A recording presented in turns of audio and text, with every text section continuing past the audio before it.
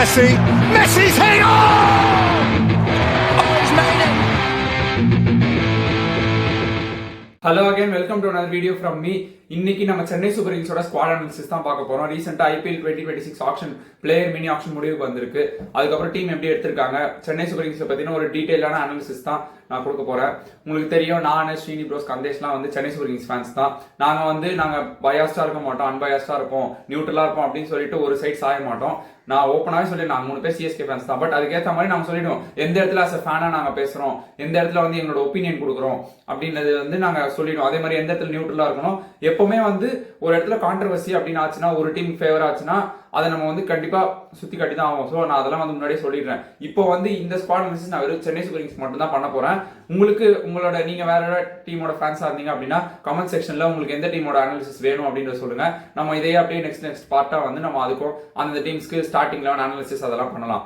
So இப்போ நான் start பண்ணோம் அப்படின்னா, after poor 2025 season Chennai super Kings 10th பிளேஸ்ல முடிச்சாங்க. அதுக்கப்புறம் அவங்களுக்கு வந்து டீம்ல நிறைய மாற்றம் தேவைப்பட்டது.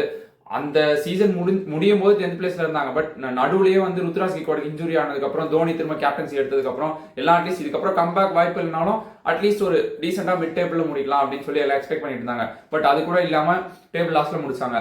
டேபிள் லாஸ்ட்ல முடிச்சோம். லாஸ்ட் மேட்ச் குஜராத் கூட வந்து சிஎஸ்கேவால எப்படி விளையாட முடியும் அப்படின்றத வந்து ப்ரூவ் பண்ணாங்க. 230 மேல அடிச்சு குஜராத் வந்து 140-150 ரன்ஸுக்கு வந்து சுருட்டிட்டாங்க. பட் இப்போ இது எங்க சிஎஸ்கேக்கு அந்த ஒரு டிரான்சிஷன் தேவைப்பட்டது, டிரான்சிஷனை பத்தி நம்ம மூவ் ஆன் ஆகணும் அப்படின்னு சிஎஸ்கே எங்க யோசிச்சாங்கன்னா, அந்த கேகேஆர் மேட்ச் தான். எல்லாமே நீங்களே பார்த்திருப்பீங்க. தோனி கேப்டன்சி எடுத்த அடுத்த மேட்சே வந்து சேப்பாக்ல விளையாடுவாங்க.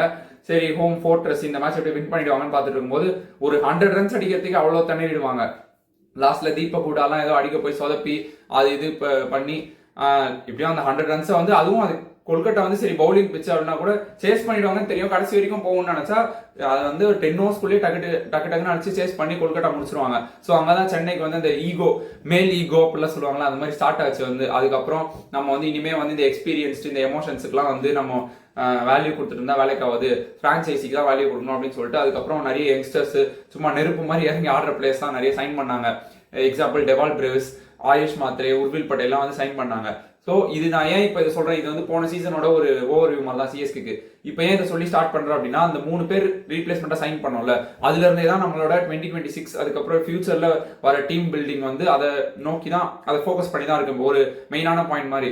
ஏன்னா நம்ம கிட்ட லாஸ்டா 28 பிளேஸ் இருந்தாங்க போன சீசன் முடிஞ்சோடனே. ஒரு சீசனுக்கு மேக்ஸிமம் 25 பிளேஸ் தான் வச்சுக்கணும், மினிமம் 18 பிளேஸ் வச்சுக்கலாம். சிஎஸ்கே எப்பவுமே உங்களுக்கு தெரியும், எல்லா ஆப்ஷன் முடிஞ்சோடனே வந்து 25 பிளேஸ் அவங்க கிட்ட காசு இருக்கோ இல்லையோ, லாஸ்டா கம்மி காசு இருந்தா கூட சும்மா இந்த பெஞ்ச் பிளேஸ் மாதிரிலாம் வாங்கி அந்த 25 பிளேஸ் வந்து அவங்க ஃபில் பண்ணிடுவாங்க ஸ்லாட்ஸ். அதே மாதிரி 8 Overseas foreigner like Overseas place தான் இருக்கணும், ஃபாரின் பிளேஸ். அது வந்து 8 out of 8 ஃபாரின் பிளேஸும் வாங்கி முடிச்சிருவாங்க சிஎஸ்கே எப்பவுமே.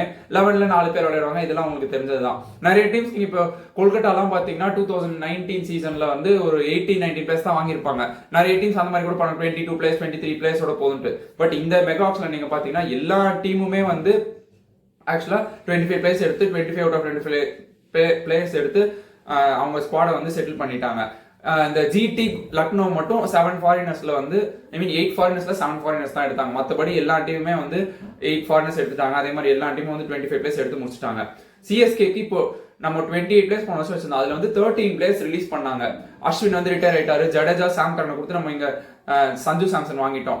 ஸோ 3 பேர் ஆச்சு. அதுக்கு பதில் இப்போ ஒருத்தர் உள்ள வந்துட்டாரு. இதுக்கப்புறம் இந்த மும்மூர்த்திகள் விஜய் சங்கர், தீபக் குடா, ராகுல் திரிபாதி இவங்க 3 பேர் ரிலீஸ் பண்ணாங்க. அப்புறம் ரச்சின் ரவீந்திரா, கான்வே 8 பேர் அவங்க ஆச்சு.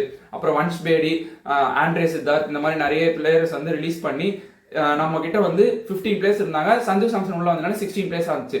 ஸோ இந்த ஆப்ஷனுக்கு நம்மளோட தேவை அப்படின்னு பாத்தீங்கன்னா 9 பிளேஸ்ல 4 பிளேஸ் வந்து ஃபாரினர்ஸ் வாங்கலாம். ஏன்னா நம்ம 4 ஃபாரினர்ஸ் ரிலீஸ் பண்ணோம் அப்படின்றதுனால.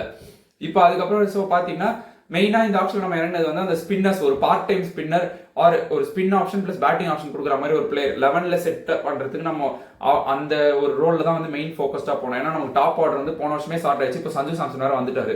ஸோ அந்த ஃபினிஷர் கம் ஒரு ஸ்பின் போடுற மாதிரி ஒரு பிளேஸ். அதுக்கப்புறம் பத்திரானா வந்து பைபேக் பண்ண பாப்பான்னு நினைச்சோம். பட் நல்ல அவன் சுத்தமா அந்த ஐடியாலே கிடையாது. பத்தினா அதுக்கப்புறம் இம்ப்ரூவ் திரும்ப சிஎஸ்கேக்கு வந்து அதெல்லாம் அடுத்த மெகா சைக்கிள்ல பாத்துக்கலாம். இப்போ வந்து கேகேஆர் தான் 18 கோர்ஸ் கொடுத்து பத்திரானா வாங்கினாங்க. நம்ம வந்து இப்போ பாத்தீங்கன்னா அதுக்கப்புறம் சரி ஓகே ஃபாஸ்ட் பவுலர்ஸ் வாங்கினாங்க.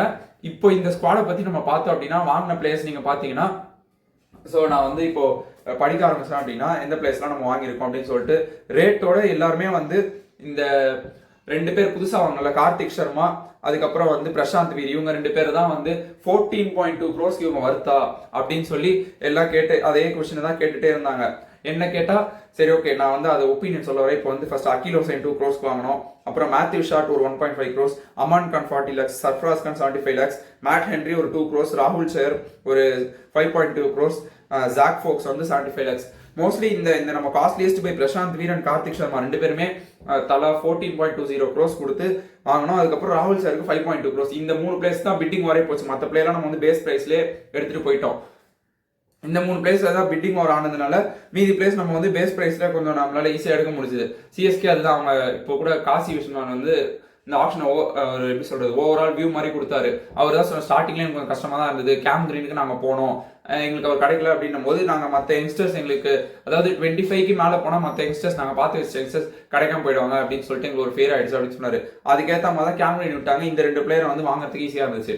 இப்போ இது எல்லாருமே என்ன சொல்றாங்க அப்படின்னா இந்த 2 பிளேயருக்கு இவ்வளவு வர்த்தா, இன்னும் ஐபிஎல் கமாடிட்டியே கிடையாது, இப்பதான் வந்து வராங்க, இவ்வளவு காசு கொடுத்து ஐபிஎல் ஸ்டீலே இந்த 2 பேர் தான் வந்து காஸ்ட்லியஸ்ட் அன்கேப்ட் இந்தியன் பிளேயர்ஸ். அதாவது இந்தியன் டீம் ரெப்ரசென்ட் பண்ணாம ஏன் ஐபிஎல்லே ஒரு மேட்ச் கூட விளையாடாம இந்த பிளேயர்ஸ் தான் வந்து இவ்வளவு காஸ்ட்லியா வந்து வாங்கியிருக்கோம் நம்ம 14.20 crores. இதுக்கு முன்னாடியே வந்து கிருஷ்ண பகவந்தம் ஒரு அது 3rd or 4th ஸ்பாட் வருவார்னு நினைக்கிறேன். அவருக்கும் நம்ம 9 crores மேல கொடுத்தோம். அவரும் வந்து அதுக்கு முன்னாடி ஐபிஎல் விளையாடி இருக்காரு, பட் அவர் இந்தியா டீமுக்கு ரெப்ரசென்ட் பண்ணல, அன்கேப்ட் பிளேயர் தான். ஸோ அப்படி இருந்துச்சு. இப்போ நீங்க பாத்தீங்க அப்படின்னா இந்த ஸ்குவாட்ல எல்லாருமே சொல்றது வந்து நான் என்னோட ஓவரால் ரேட்டிங் அதெல்லாம் வந்து லாஸ்ட்ல கொடுக்குறேன். இந்த ஸ்குவாடை வச்சு இப்போ நான் என்னோட ஒரு காம்பினேஷன்ஸ்லாம் போட்டிருக்கேன். 3 சினாரியோ வச்சு போட்டிருக்கேன்.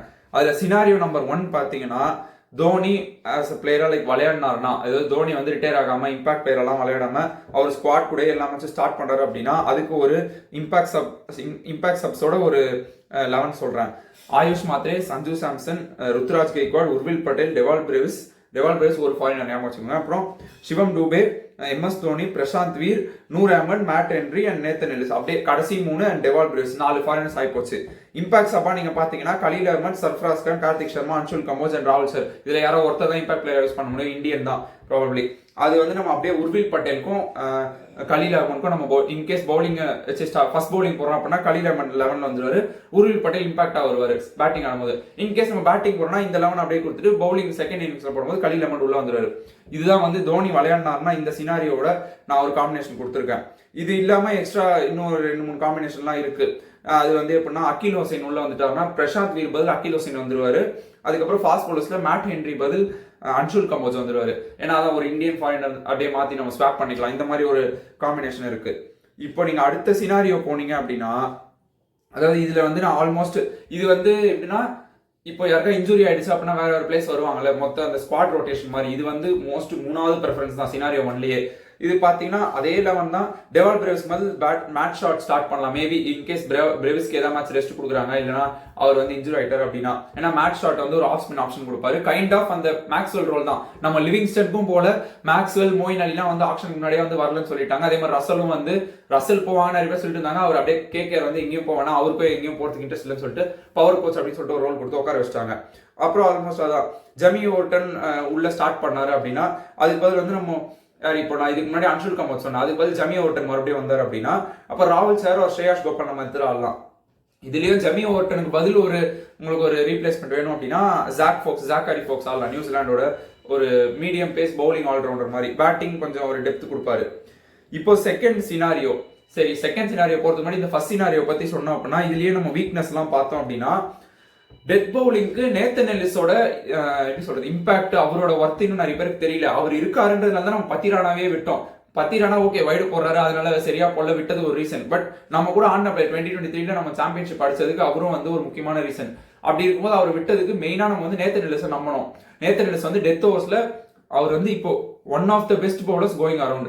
இப்போ ஹேசல்வுட் எடுத்துக்கலாம், பும்ரா எடுத்துக்கலாம், அந்த மாதிரி அந்த லிஸ்ட்ல வந்து நேத்தன் எல்லிஸும் வருவார். ஏன்னா கன்சிஸ்டன்டா ஆஸ்திரேலியா ஆகட்டும் பிபிஎல்லேயே அவர் வந்து பிபிஎல் டைட்டில் வின்னிங் கேப்டன். அவர் பிக் பேஷ் லீக் டைட்டில் வின்னிங் கேப்டன் ஒரு ஆஸ்திரேலியால அவங்களோட இது T20 லீக். அது அங்க வந்து ஹாபர்ட் ஹரிகேன்ஸ் டீம் ஃபர்ஸ்ட் டைம் வந்து இவர் தான் லீட் பண்ணார். அந்த டீம் பவுலிங்லயும் சரி கேப்டன்சிலையும் இவர் தான் லீட் பண்ணி வின் பண்ணியிருக்காரு. அங்க வந்து அதே மாதிரி அவரோட வேரியேஷன்ஸ் நல்லா இருக்கும் அப்படின்னால டெத் ஓவர்ஸ்ல சாலிடா அவருக்கு வந்து ஈஸியா நம்ம வந்து கொடுத்துடலாம். இப்போ அவர் கூட பார்ட்னர் பண்றதா யார் அப்படின்னு தெரியல. கலீல் அஹ்மத்லாம் வந்து போட்டாருன்னா போனாட்டி ரொமாரி ஷெப்பர்ட் அடிச்ச மாதிரி போட்டு குழந்துருவாங்க. அடுத்து அன்ஷுல் கம்போஜானாலும் அவரும் இன்னும் டெத் ஓவர்ஸ்ல அந்த அளவுக்கு இன்னும் நிறைய இம்ப்ரூவ் ஆக வேண்டி இருக்கு.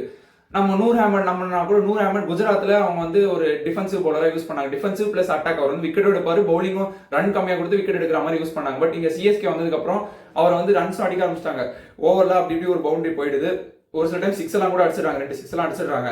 ஆனா அவர் விக்கெட் எடுத்து கொடுத்துறாரு. ஸோ வந்து ஒரு கைண்ட் ஆஃப் ஒரு அட்டாக்கிங் பவுலர் தான். அவர் டெத்ல கொடுத்தீங்க அப்படின்னா டெத்ல விக்கெட் எடுத்து பிரயோஜனம் இல்லை, ரன்ஸ் கம்மியா கொடுக்கணும், அதுதான். ஸோ எனக்கு தெரிஞ்சா இப்ப நீங்க பாத்தீங்க அப்படின்னா இது ஒரு வீக்னஸா இருக்கு. அதே மாதிரி இப்ப நான் சொன்ன காம்பினேஷன்லயே நீங்க ஸ்பின்னர்ஸ் போனீங்கன்னா, சோ பிரசாந்த் வீர் ஆகட்டும், நூர் அஹ்மத் ஆகட்டும், இவங்க 2 பேரும் நூர் அஹ்மத் 4 ஓவர்ஸ் போட்டுவாரு. கூட வந்து பிரசாந்த் வீர் வந்து எந்த அளவுக்கு 4 ஓவர்ஸ் நம்ப போறாங்க தெரியல. இப்பதான் ஃபர்ஸ்ட் டைம் ஐபிஎல் ஆட போறாரு. இதே அகில் ஹுசைன் எடுத்தீங்கன்னா அவர் ஷூரா 4 ஓவர்ஸ் போட்டு வராங்க. Texas super kings, Johannesburg super kings, வேற ஃபாரின் லீக்ஸ் எல்லாம் வந்து அவர் ரொம்ப கன்சிஸ்டன்டா போட்டுருக்காரு. Again Akeal Hosein one of the underrated West Indies players. இப்ப யாரு ஷாய் ஹோப், ஒரு ராஸ்டன் சேஸ் மாதிரி எடுத்துக்கலாம். அவரு இவரெல்லாம் வந்து லைக் ரன் செம்மையா கண்ட்ரோல் பண்ணுவாரு. எப்பயாச்சும் ரன் போச்சுனா கூட விக்கெட் எடுத்து கொடுத்துருவாரு. அதே மாதிரி பேட்டிங்ல ஒரு வைட்டல் கான்ட்ரிபியூஷன் பண்ணுவாரு.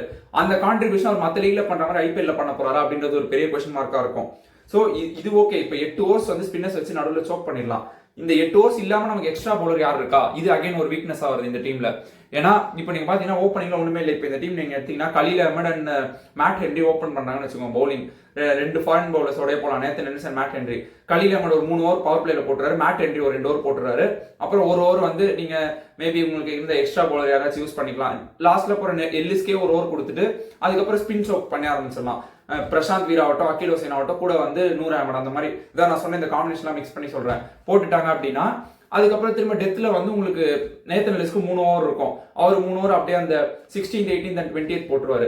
கலீல் அஹ்மத் 15th ஓவர் கொடுத்து அதுக்கப்புறம் லாஸ்ட் 2 ஓவர் வந்து நடுவில் மேட் ஹென்ரிக்கு இருக்கும், அவர் கொடுத்துலாம். மேட் ஹென்ரி இப்போ ரீசெண்டா வந்து நியூசிலாந்துக்கு ஒரு T20 மேட்ச்ல வந்து லாஸ்ட் ஓவர்ல வந்து 7 to 8 ரன்ஸ் தான் லைக் அந்த அவ்வளவு ரன்ஸ் அடிச்சா வின் பண்ணிடுவாங்க ஆப்போனன்ட். பட் அதை வந்து அவர் கன்சீட் பண்ணாம ஜெயிச்சு கொடுத்துருக்காரு. ஸோ அது ஒரு மேட்ச் வச்சு நம்ம பண்ண முடியாது. பட் மேட் ஹென்ரி ஒரு டெத் பவுலரா இம்ப்ரூவ் ஆயிட்டு வராரு அப்படின்றது வந்து ஒரு நல்ல சைன் தான்.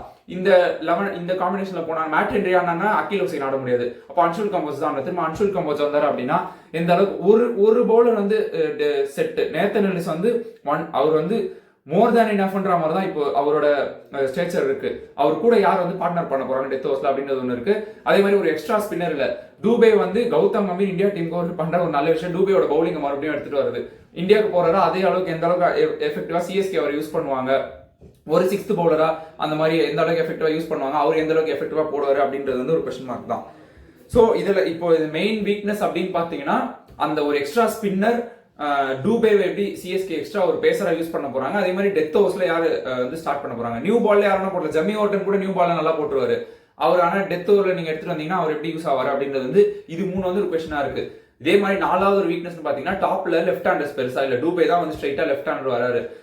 போன வருஷம் ஆர்சிபிக்கு இதே பிரச்சனை இருக்கு. பட் அவங்க மேனேஜ் பண்ணி அவங்க சாம்பியன்ஷிப் அடிச்சிட்டாங்க. நமக்கு வந்து 2023 வின் பண்ண சீசன் வின் பண்ணதுக்கு ஒரு மெயினான ரீசன் வந்து left hand plus right hand combination தான். அது இந்த வாட்டி எந்த அளவுக்கு சிஎஸ்கே எஃபெக்டிவா இருக்கும் தெரியல. இந்த 4 வீக்னஸ் இருக்கு. இப்போ சினாரியோ 2 எம்எஸ்டி சப்ஸ்டியூட்டா ஆனார் அப்படின்னா ஒண்ணுமே இல்லை. அவர் சப்ஸ்டியூட்டா இருப்பாரு. கலீல் அஹ்மத் ஸ்டார்ட் பண்ணுவாரு. உர்வில் பட்டேல் உங்களுக்கு 11ல ஸ்டார்ட் பண்ணிடுவாரு. கார்த்திக் சர்மா, உர்வில் பட்டேல் 2 பேருமே கீப்பர்ஸ் தான். ஆனா உங்களுக்கு சஞ்சு தோனி இல்லைன்னா ஸ்ட்ரைட்டாவே சஞ்சு சாம்சன் தான் கீப்பிங் பண்ண போறாரு. இவங்க 2 பேரும் எக்ஸ்ட்ரா கீப்பர்ஸ். ஈவன் சர்ஃப்ராஸ் கண்ணா ஆகேஷனலா கீப்பிங் பண்ணுவாரு. இதே நிறைய பேர் அதான் இந்த மீம்ஸ் எல்லாம் பார்த்துட்டு வந்து சும்மா வந்து என்னடா இது ஏதாவது அவங்க இஷ்டத்துக்கு ஏதாவது சொல்லுவாங்க. நம்ம நாலேஜ் வந்து நம்ம ஃபாலோ பண்ற ஃபேன்ஸுக்கு தெரியும். யங் ஸ்குவாட் எடுத்தா இன்எக்ஸ்பீரியன்ஸா இருக்கு, யங் ஸ்குவாடா இருக்குன்னு உடனே வந்து ஒரு ரொம்ப எக்ஸ்பீரியன்ஸா இருந்தா இது வயசான டீம் டாடி சார்மி அப்படின்னு கலாய்ப்பாங்க. இவங்க கலாய்க்கிறதுக்கு ஏதாவது ஒன்று கிடைச்சிட்டே தான் இருக்கும். நம்ம எந்த அளவுக்கு எடுத்திருக்கோம் அப்படின்றதான் பார்க்கணும். இது வந்து நான் தான் ஆப்ஷன்ல அப்படியே பியூரா அப்படியே 100% பக்கவா எக்ஸிக்யூட் பண்ணிட்டாங்கன்னு சொல்ல மாட்டேன். கொஞ்சம் வந்து நம்ம வந்து நமக்கு பெர்ஃபெக்ட் ஆப்ஷன் போல. பட் அதுக்காக வந்து இந்த டீமை வந்து நீங்க 100 பண்ணிட முடியாது. 2008ல இதே மாதிரி ஒரு யங் ஸ்குவாட் தான் இருந்தது. 2 வருஷம் டைம் எடுத்து 3வது வருஷம் போய் தொடர்ந்து 2 வருஷம் சாம்பியன்ஷிப் அடிச்சாங்க. அதே மாதிரி தான் இப்போ வந்து பில்ட் பண்ணிட்டு இருக்காங்கன்னு நினைக்கிறேன். தோனியும் இப்போ அந்த மாதிரி ஒரு கீப்பர் சஞ்சு வந்துட்டாரு. இப்போ இன்னும் எக்ஸ்ட்ரா கீப்பர்ஸ்லாம் இருக்காங்கன்னும் போது கீப்பர்லாம் வந்து 14 மேட்ச்சுக்கு 5 கீப்பர் இருக்கிறது தப்பு இல்லை. அதுல ஒரு 2-3 பேர்லாம் அக்கேஷனல் கீப்பர் தான். அவங்க ஃபீல்டிங்கும் நல்லா பண்ணுவாங்க. அன்னும் 5 கீப்பரா எடுத்து இவங்க கீப்பிங் மட்டும் தான் பண்ணுவாங்கன்ற மாதிரி எதுக்கு இவ்வளவு கீப்பர் அப்படின்னு சொல்லிட்டு சும்மா ஏதாவது சொல்லிட்டு இருப்பாங்க. எனக்கு தெரிஞ்சு பேக்கப் இருக்கிறது 2018 சிஎஸ்கே ஸ்குவாட்ல 7 கீப்பர் இருந்தாங்க. இந்த மாதிரி அக்கேஷனல் கீப்பர்ஸ் எல்லாம் சேர்த்து ராய்டு, என் ஜெகதீசன், சாம் பில்லிங்ஸ் அந்த மாதிரிலாம் சேர்த்து அந்த ஸ்குவாட் போயிட்டு இது டைட்டில் அடிக்கலையா. இதெல்லாம் வந்து சும்மா நீங்க ஸ்குவாட்ல விளையாடும் போது அந்த ரோல் கரெக்டா பண்றாங்களா, அவங்க எக்ஸ்ட்ரா ரோல் பண்ணா அது நல்லதுதான். அவங்க கொடுத்த ரோல் கரெக்டா பண்றாங்களா அதுதான் முக்கியம். ஸோ இதுல நீங்க பாத்தீங்கன்னா அப்படிதான் தோனி வந்து சப்பா இருப்பாரு.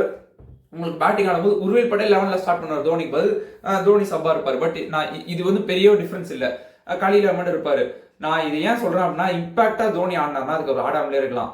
ஏன்னா இவர் வந்து ஒரு வாட்டி சேப்பால தலை தரிசனம் கொடுக்கணும் அப்படின்னு சொல்லிட்டு ஒரு வாட்டி இவர் வரத்துக்காக 6-7 விக்கெட் ஒரு மேட்ச் சிஎஸ்கே விட்டுட்டு இருந்தா, சிஎஸ்கேவோட அப்புறம் பேட்டிங் லைக் ரன்ஸ் எப்படி போறது, சேஸ் பண்றதாகட்டும், நிறைய பேர் சொல்றாங்க 4 ஓவர்ல வந்து 50+ ரன்ஸ் அடிக்கணும்னா தோனி ஒரு வாட்டு, அவரால் அதை அடிக்க முடியல. அவர் லாஸ்ட் 20 ரன்ஸ் தான் அடிக்கிறாரு.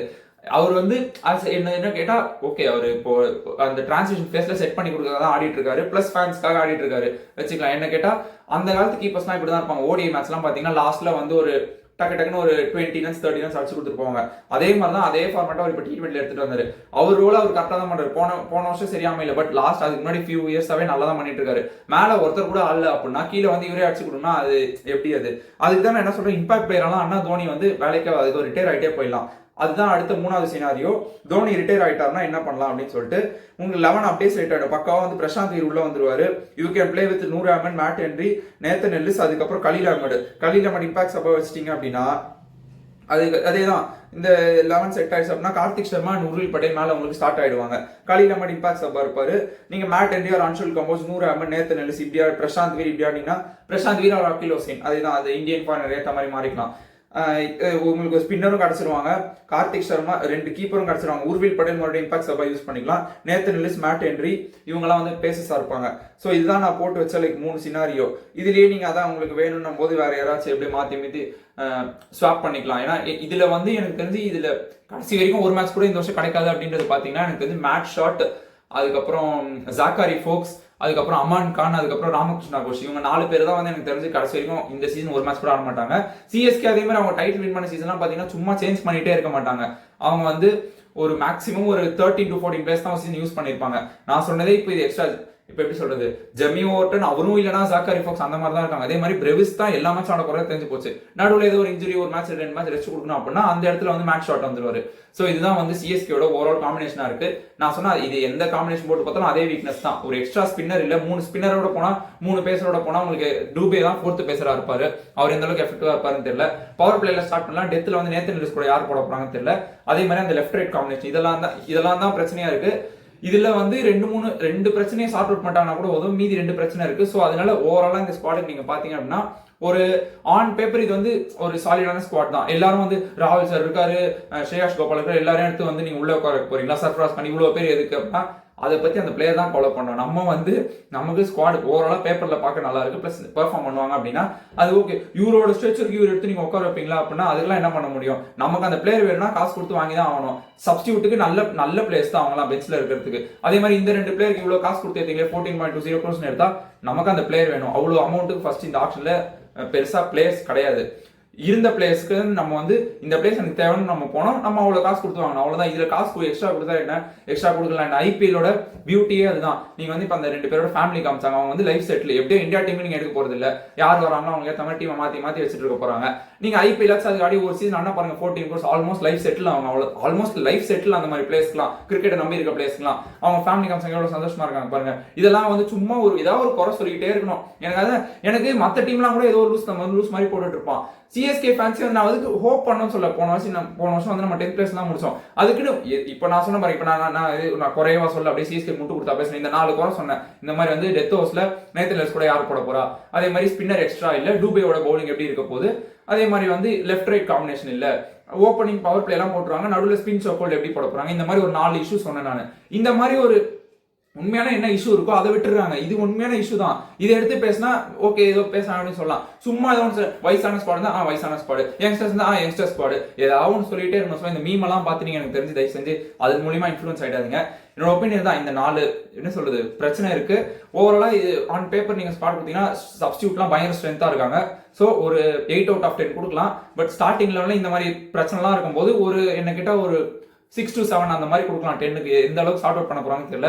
இந்த சீசன் கண்டிப்பா சாம்பியன்ஷிப் அடிக்கிற டீம் மாதிரி இப்போதைக்கு இது தெரியல, எந்த அளவுக்கு செட் ஆக போறாங்கன்னு பார்ப்போம். பட் கண்டிப்பா போன சீசனோட நல்லா இம்ப்ரூவ் இருக்கும். சிஎஸ்கேவோட அப்ரோச் நிறைய இம்ப்ரூவ் இருக்கு. இந்த வயசான பிளேயர் எடுக்கிறது, எமோஷன்ஸுக்கு நிறைய முக்கியத்துவம் கொடுக்கறது, அதெல்லாம் பண்ணாம போல்டா வந்து அடுத்த ஜெனரேஷனுக்கான ஸ்குவாட் எடுத்திருக்காங்க. இதுல எத்தனை பிளேஸ் வந்து அடுத்த ஜெனரேஷனுக்கு அப்படியே கேரி ஓவர் பண்ண போறாங்க, அந்த சிஎஸ்கேக்கு வந்து எப்பவுமே இருப்பாங்க. தோனி, ரைனா, பிராவோ, டூப்ளசி இந்த மாதிரி பிளேஸ் அப்படியே கூட ஜடேஜா, அஸ்வின் இந்த மாதிரி பிளேஸ்லாம் வந்துட்டே இருப்பாங்க. இப்போ அந்த அளவுக்கு எப்படி இந்த கோர் அடுத்த 10 இயர்ஸ் இருக்க போகுது அப்படின்றது வந்து ரொம்ப இன்ட்ரெஸ்டிங்கா இருக்கும். அதே மாதிரி பவுலர்ஸ் எப்பவுமே நான் இப்பவுமே சொல்றேன் 2021 அண்ட் 2023 பவுலிங் வந்து சிஎஸ்கே ஸ்ட்ராங் கிடையாது, பேட்டிங் ஸ்ட்ராங். பவுலர்ஸ் நல்லா போட்டுட்டாங்க. இந்த துஷார் தேஷ்பாண்டே 2021 தீபக் சர் ஃபார்ம்ல இருந்தாரு. இப்போ தீபக் சர், ஷர்துல் தாக்கூர் எப்படி இருக்காங்கன்றது நமக்கு தெரியும். ஸோ இப்போ இருக்க பவுலர்ஸ் அதுக்கு நீங்க பாத்தீங்கன்னா ஃபாரின் பவுலர்ஸ் மும்பை மாதிரி 2 ஃபாரின் பேசஸோட தான் போறோம்னு நினைக்கிறேன் மோஸ்ட்லி. கூட வந்து அன்ஷுல் கம்போசார், கலீல் அஹ்மத் சப்போர்ட் பண்ணாங்க அப்படின்னா கலீல் அஹ்மதுக்கு 2-3 பேக்கப் இருக்காங்க. முகேஷ் சௌத்ரி இருக்காரு, குர்ஜப்னீத் சிங் இருக்காரு. அவங்களாம் இந்த அளவுக்கு பேக் பண்ண போறாங்க அப்படின்றது பார்ப்போம். ஸ்பின்னர்ஸ் வந்து நூர் அஹ்மத் ஒரு செட் நல்லா ஸ்ட்ராங் ஆயிட்டாரு. அவர் கூட வந்து பிரசாந்த் வீர் எந்த அளவுக்கு அவருக்கு கோப் பண்ண போறாரு, இல்லைன்னா அகில் ஹுசைன் எந்த அளவுக்கு பண்ண போறாரு அப்படின்றது பார்க்க இன்ட்ரெஸ்டா இருக்கும். கண்டிஷன்ஸ்க்கு ஏற்ற மாதிரி 2 ஃபாரின் ஸ்பின்னர், 2 இது பேசஸ், ஃபாரின் பேசஸ் மாதிரி போவாங்க கண்டிப்பா. ஸோ இதான் ஓவராலா என்னோட ப்ரெடிக்ஷன். சும்மா நீங்க மீன் போறோம்னா யோசிங்க, எது போடுறோம் அப்படின்றது சும்மா யோசிங்க. சும்மா நாமளும் சிஎஸ்கே வந்து நாமளும் மீன் போறோம் அப்படின்னு சொல்லி சும்மா கலைச்சிட்டு இருக்காதீங்க. பிரச்சனைனா இந்த 4 பிரச்சனை எனக்கு கேட்டா இந்த ஸ்குவாட்ல இப்போ இருக்கு. மற்றபடி எனக்கு ஓவராலா பேட்டிங்லாம் செட்டு. டாப்ல எல்லாரும் அடிச்சாட போறாங்க. சிஎஸ்கே நிறைய ஸ்கோர் தான் போட போறாங்க. சேப்பாக்கும் வந்து ரெனோவேட் பண்ணி பேட்டிங் பிச் ஆயிடுச்சு. இனிமே கிராஸ் வந்து நல்ல ஸ்பீடா பால் போகும். கண்டிப்பா 200 மேல நிறைய மேட்சஸ் போதான் போகுது வருஷம் ஐபிஎல் மாதிரி. இதே நான் தான் சொல்ல நினைக்கிறேன். இப்போ நீங்க எல்லா டீமே பாத்தீங்கன்னா எல்லாருக்கும் அந்த ஒரு செட்டான opener, middle order, finisher, spinners, அப்புறம் ஃபாஸ்ட் பவுலர்ஸ், எக்ஸ்ட்ரா ஸ்பின்னர்ஸ், இந்த மாதிரி ஒரு டெம்ப்ளேட்டா அப்படியே இருக்கு. இது எப்படி ஆச்சுன்னா கிரிக்கெட்னு இல்ல, மொத்த எல்லா ஸ்போர்ட்ஸுமே நீங்க பாத்தீங்கன்னா ஓவராலா டேட்டா ஓரியன்டா போயிடுச்சு. சும்மா எல்லாருமே இப்போ ஏன்னா பிளேயர்ஸோட அங்க உள்ள டகோல மேனேஜ்மெண்ட்ல உட்காந்துட்டு இருக்க ஆளுங்க அதிகமா இருக்காங்க. டேட்டா அனலிஸ்ட் ஒருத்தர், டீம் டிஸ்கஷன் ஹெட் ஒருத்தர், அந்த மாதிரி இஷ்டத்துக்கு ஒருத்தர் ஒரு ஒப்பீனியன் கொடுப்பாங்க. கேப்டன், கோச் அவ்வளவுதான் முடிஞ்சு போச்சு. செலக்டர் ஒருத்தர் இருப்பாங்க, இவங்க ஒரு ஒப்பீனியன், அவங்க ஒரு ஒப்பீனியன் சொல்லி எல்லாருக்கும் அப்படியே கண்ணு முன்னாடி அந்த சினாரியோஸ் தெரியுது. முதல்ல வந்து 10 ஓவர்ஸ் போட்டு அதுவே அதிகம்ன்ற மாதிரி இருக்கும். ஐ மீன் ஒரு பவுலர் ஒரு ஓவர் போட்டு 10 ரன்ஸ் கொடுத்தாருன்னா இப்போ அதெல்லாம் ரொம்ப நேச்சுரல் ஆயிடுச்சு. எல்லாருமே இப்போ ஒண்ணுமே இல்லை. அப்பெல்லாம் அந்த டீமுக்கு அந்தந்த ஒரு இண்டிவிஜுவாலிட்டி இருந்துச்சு. சேப்பாக்கலனா ஸ்பின் சோக் அவுட் பண்ணி வந்து நாங்க ஜெயிக்கிறது. மும்பைனா வந்து ஓப்பனிங் அந்த ஃபியூ ஓவர்ஸ்ல வந்து பால் நல்லா ஸ்விங் ஆகும், அதை வச்சு நாங்க ஜெயிக்கிறது. அந்த மாதிரி ஒரு இருந்துச்சு. இப்போ எல்லா டீமே எந்த கிரவுண்ட் பண்ணாலும் 230 மேல அடிக்கணும், அதை வந்து டிஃபெண்ட் பண்ணணும் அப்படின்ற மாதிரி தான் வராங்க. இல்ல ஆப்போனன்ட் ஃபர்ஸ்ட் பேட்டிங் ஆனாங்கன்னா 200 அந்த 210 குள்ள சுருக்கிட்டு சேஸ் பண்ணணும். இதே டெம்ப்ளேட் தான் எல்லா டீமே போயிட்டு இருக்காங்க. இதுல ஒரு இண்டிவிஜுவாலிட்டியே இல்ல. சோ சிஎஸ்கே அதனால தான் போன வருஷம் நம்ம ஹோம்ல இத்தனைக்கும் ஸ்பின்னர்ஸ் ஜடேஜா, அஸ்வின், நூர் அஹ்மத் 3 பேர் எடுத்து நம்மளோட எப்படி சொல்றது, நம்மளோட இது யூனிக்கான ஒரு விஷயம் அப்படின்றதுக்கு ஏற்ற மாதிரி தான் ஆடினாங்க. பட் அது ஆடுறதுக்கு கூட என்ன சொல்றது, நம்மளால வந்து கோப் பண்ண முடியல. அதனால இப்ப வேற வழி இல்லாம நம்மளும் வந்து இந்த டெம்ப்ளேட்ல வந்து விழ வேண்டியதாயிடுச்சு. எல்லாருமே அடிச்சார பிளேஸ் மேல பவுலிங்ல வந்து அட்டாக் பண்ற பிளேஸ், விக்கெட் எடுத்தா டக்குன்னு முடிக்கலாம். இல்ல வந்து இனிமே இந்த டாட் பால் போடுறது, இந்த டாட் பால் போட்டு விக்கெட் எடுக்கிறது, இந்த செட் பண்ணி ஃபீல்டர்ஸ் வச்சு ஒரு 3 பால் இப்படி போட்டு திடீர்னு ஒரு பால் வெளியில எடுத்துட்டு வருது, இந்த மாதிரிலாம் பண்ற யாரும் அந்த மாதிரிலாம் அந்த அளவுக்குலாம் யாரும் போக மாட்டாங்க. டக்கு டக்குன்னு போட்டோமா, முடிஞ்ச அளவுக்கு பவுண்டரி கம்மியா கொடுத்தோமா அப்படின்ற மாதிரி தான் வந்துடுறாங்க. இதுவே வந்து இப்ப அதனால தான் நீங்க பாருங்க 10 டீமே ஒரே மாதிரி தான் இருக்கு. ஒரு டீம்ல வேற இடத்துல சின்ன சின்ன பிரச்சனை இருந்தாலும் 10 டீமும் ஒரே மாதிரி தான் இருக்கு. போன வருஷம் இதே மாதிரி தான் இருந்துச்சு. நம்ம டீம் நல்லாவே இருந்தது போன வருஷம் ஆக்ஷனுக்கு அப்புறம். பட் ஃபார்ம்ல இல்ல யாரும். சோ அது வந்து இப்ப எல்லாம் வந்து ஆக்ஷன்ல சொதப்பின்றாங்க. இப்ப அதே மாதிரி தான் இந்த ஆக்ஷன்ல சொதப்பின்றாங்க. இப்ப நல்லா அப்ப என்ன பண்ணுவாங்க, end of the day result வந்துச்சுன்னா தான் நம்ம வந்து சொல்ல முடியும். சோ வித் தட் அதுதான் இந்த மாதிரி நான் இந்த வீடியோ என்ன சொல்ல வரேன்னா, மொத்தமாவே 10 டீமே நீங்க பாத்தீங்கன்னா இதே டெம்ப்ளேட்டா இருக்கு. ஃபினிஷர்னு ஒருத்தர் இருக்கா, எல்லாமே எல்லாருக்கும் தெரிஞ்சிச்சு. யார் வந்து அந்த 20-30 ரன்ஸ் வந்து எக்ஸ்ட்ரா ஒரு ஷார்ட்டா இருக்காங்களோ அவங்க தான் வின் பண்ண போறாங்க. சோ அதான் வித் தட் இதுதான் சிஎஸ்கே அனலிஸ்ட். உங்களுக்கு வேற ஏதாவது டீம் ஏதாவது லைக் அனலைஸ் பண்ணோம் அப்படின்றது வேணும்னா கமெண்ட் செக்ஷன்ல சொல்லுங்க. இந்த மாதிரி வீடியோஸ் உங்களுக்கு பிடிச்சிருந்தா லைக் பண்ணுங்க, ஷேர் பண்ணுங்க, கமெண்ட் பண்ணுங்க. தேங்க்யூ.